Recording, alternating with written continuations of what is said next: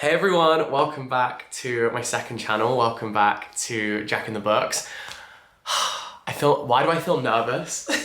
I have stage fright because I just got a haircut like right before filming this video, so I hope that you like it. This is what we're working with. I've been sort of growing it out since like September. I'd always had like really short hair.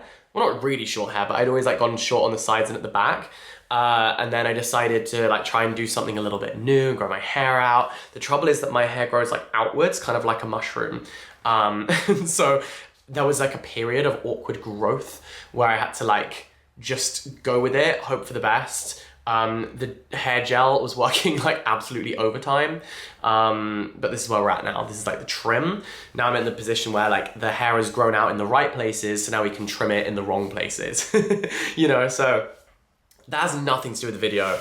Today I wanted to talk to you about my March TBR. It's not much, but it's humble work. You know, it's modest this month. I think that it's also very pink. I think that I had such a good reading month in February. I spent so much time reading and I read really amazing books. And then March, I have a lot of work that needs to be done. And so I don't think there's gonna be as much time for reading, but these are the books that I'm hoping I will have time to read. I'm actually going to Texas tomorrow for South by Southwest. I actually won a competition. So TikTok did this competition to win tickets to South by Southwest and I won, which I'm so excited about. I've always wanted to go to Texas and South by Southwest just sounds like the most amazing adventure.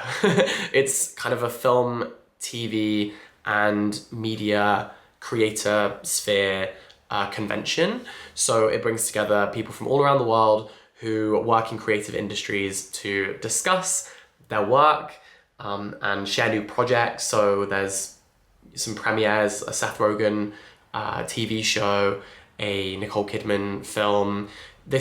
I can't remember the name exactly, but it's about unicorns and it's got like Jenna Ortega, Will Poulter, Paul Rudd, like really amazing cast. That's premiering at South by Southwest. So I'm looking forward to it. I'm actually doing a panel at Soho House on the 10th.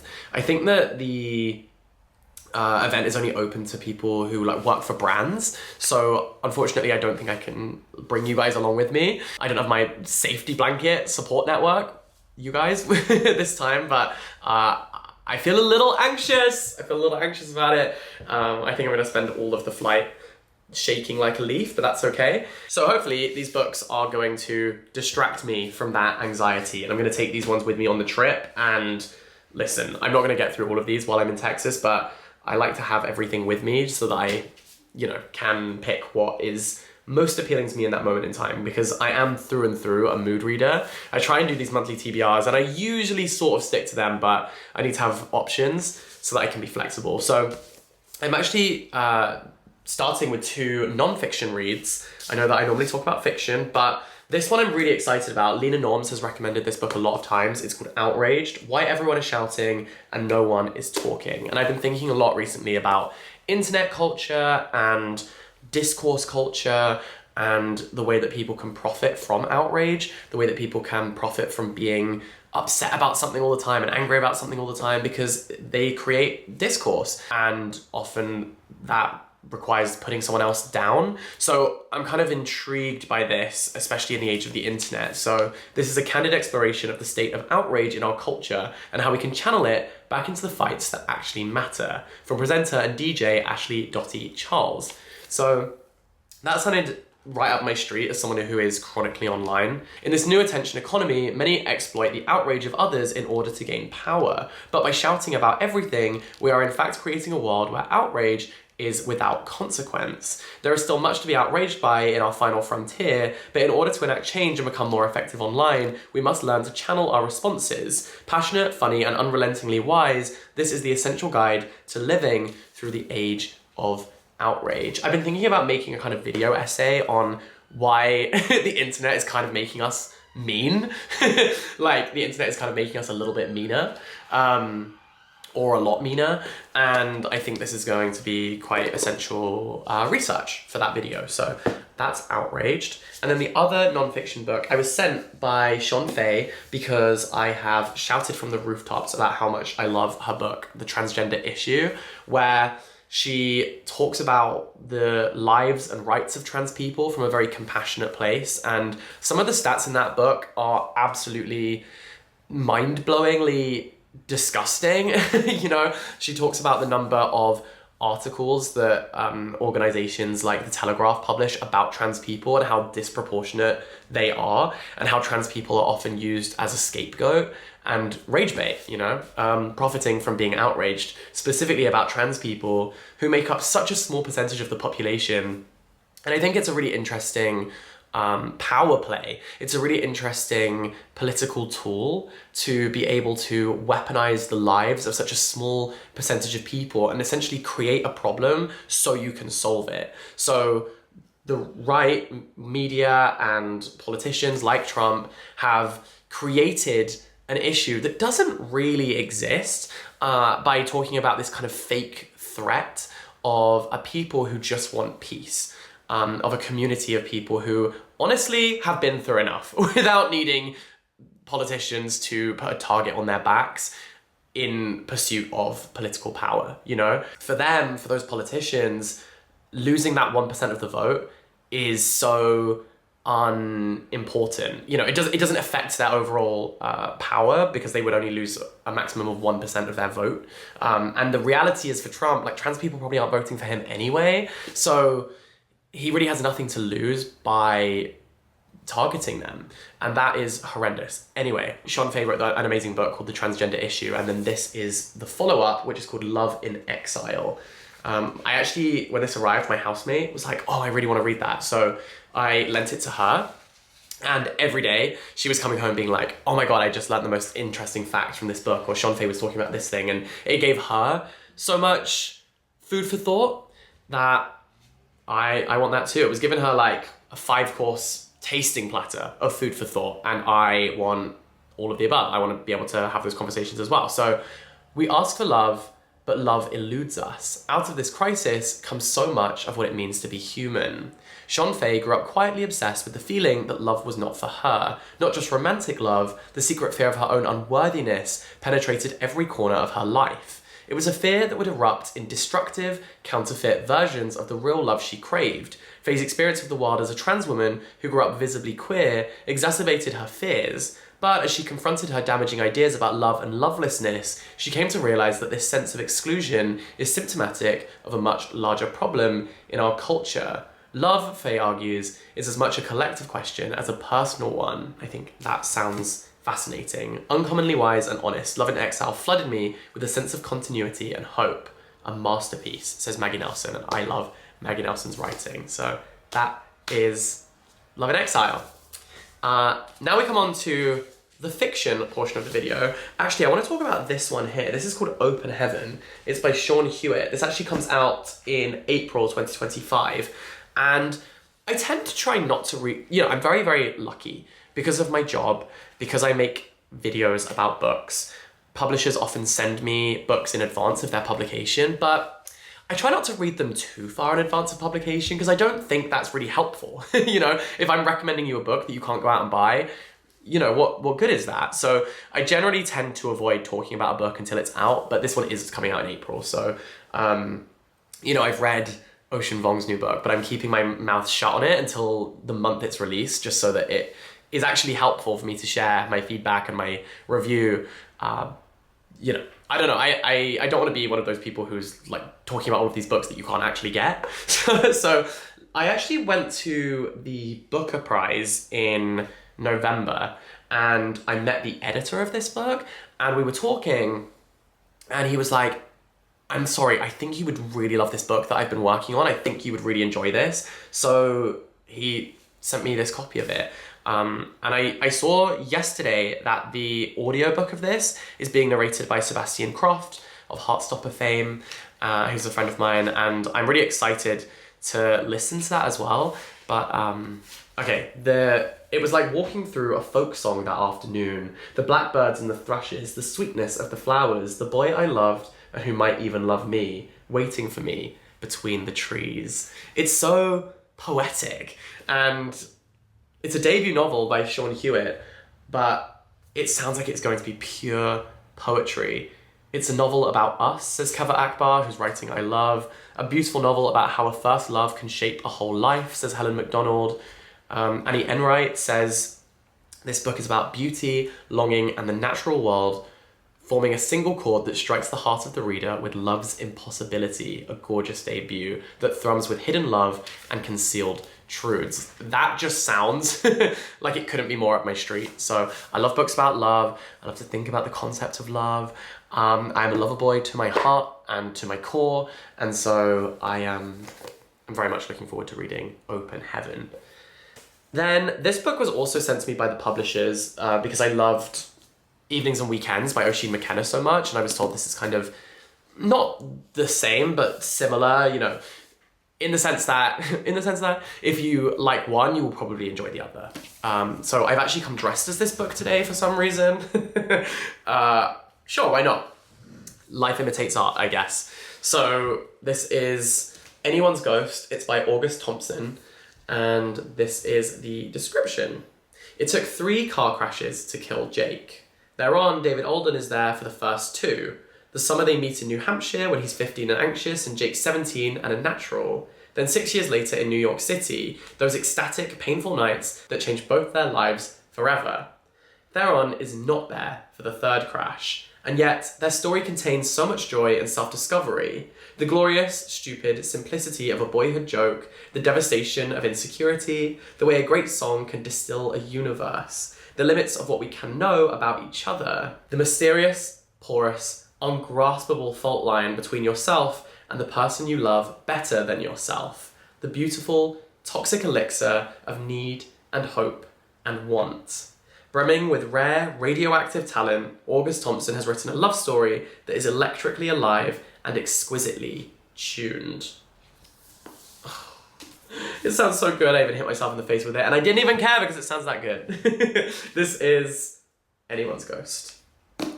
I feel like it's going to be another great reading month. Then this one I picked up because I saw it mentioned in all of the lists of the best books of last year. So the New York Times, etc., etc. Everyone, LitHub, everyone was talking about this book. So it's called Color Television. It's by Danzy Senna, and she is also the author of Caucasia.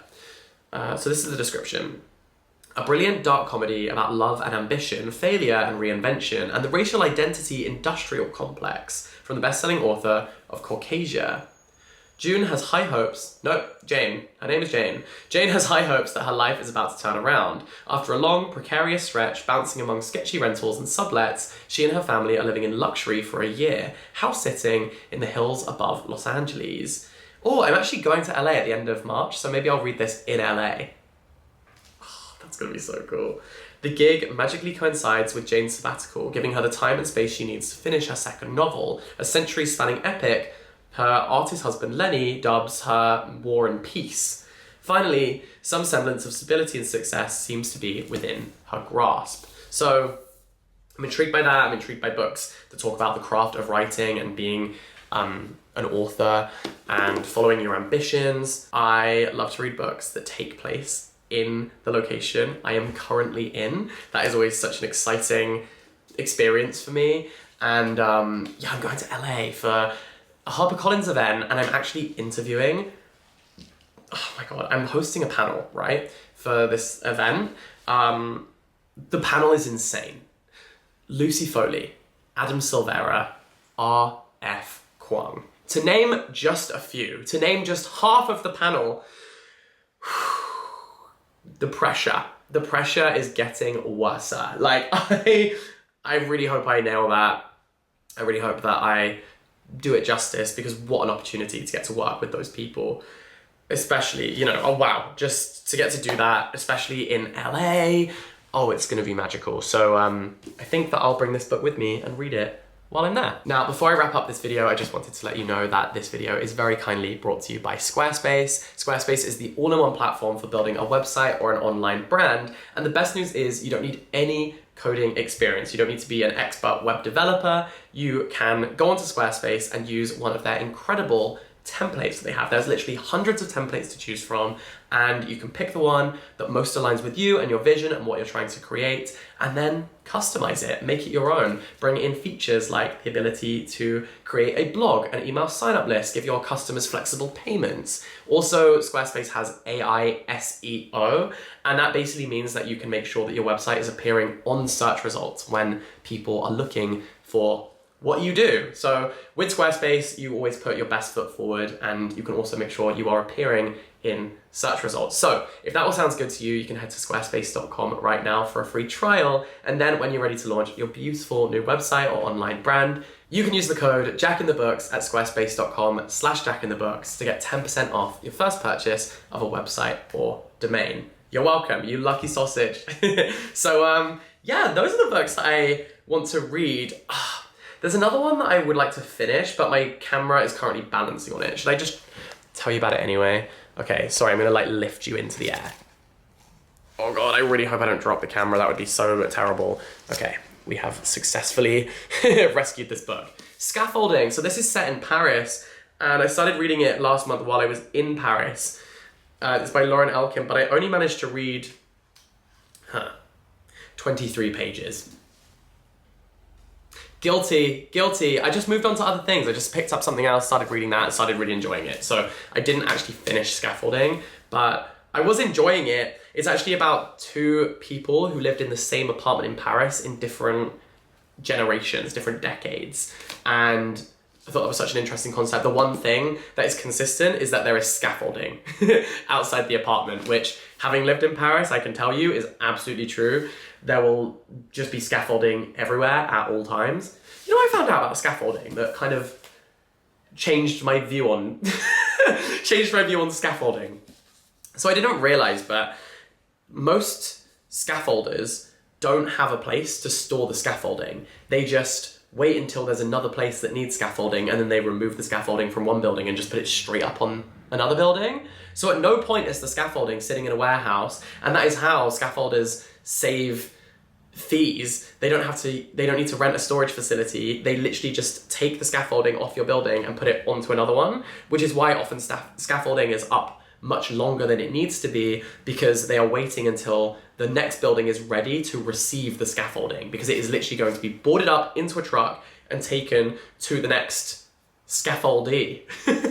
I found this out because I have such an itchy nose, I'm sorry. During COVID, sorry, trigger warning, pandemic.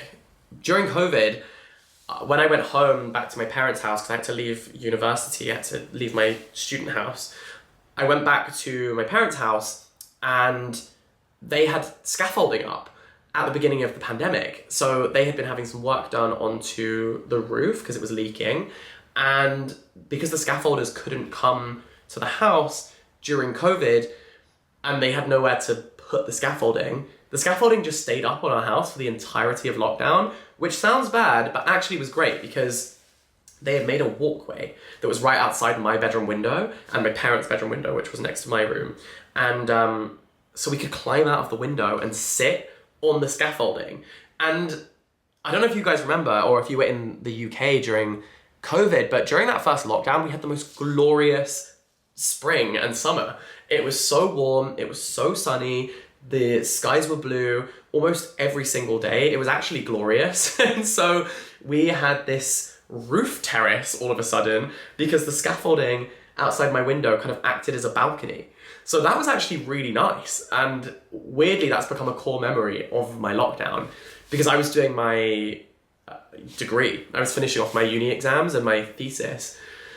And we would go and sit out on the balcony, sit out on the scaffolding and have a gin and tonic at the end of the day after I'd finished studying. And yeah, it was like a weird core memory. Anyway, Scaffolding is a book I would like to finish, so I guess I'll add that to the pile, which makes it a slightly less modest pile, because that one's quite long. So I'm going to try my best to read those books this month. I'm really, really enjoying, this sounds like a stupid thing to say, but I'm really enjoying reading at the moment. I always am reading, but right now I've just been getting banger after banger. I haven't really been having any duds. Every book, maybe I just know my taste really well at the moment, or I'm not making content. I'm not reading books specifically to make Oops, my memory card filled up. Okay, I will stop yapping in a second. I'm not reading books specifically to film videos about them right now. I guess Outraged is the exception, but I was interested in that anyway. If anything, I bought the book and then I was like, oh, maybe I could make a video about that. So, you know, there's been times where I have been making videos about like trending book talk books or romance books or fantasy books, etc. And that has led me to read books specifically for the content I would not have read otherwise. Whereas, because right now I'm sort of just letting myself just read whatever, and I'm like, I'll make content once I've read them and see what I can kind of do. So yeah, I think that's maybe why I'm enjoying the book so much, because as I read more and more, I get to know my own taste and I know what I will enjoy and what I won't. So, and at least even if I don't love the book, if it's not a 5 out of 5, it's still thought-provoking. You know, there were some books last month that I read and I rated 2.5 stars or 3 stars, but I was still grateful to have read them. I still felt like I got something from them. So yeah, that's all I have to say. Happy March. I hope you are having a lovely day. The sun has been shining consistently in London every single day, which is really healing something within me. You know, something has changed within me. Something is not the same. I'm so grateful that it's finally feeling like it's not the bleak midwinter. And now I'm going to Texas, which I'm very excited about. You can follow me on Instagram if you want to keep up with my little adventures. I've got some banging photo dumps I'm gonna post actually.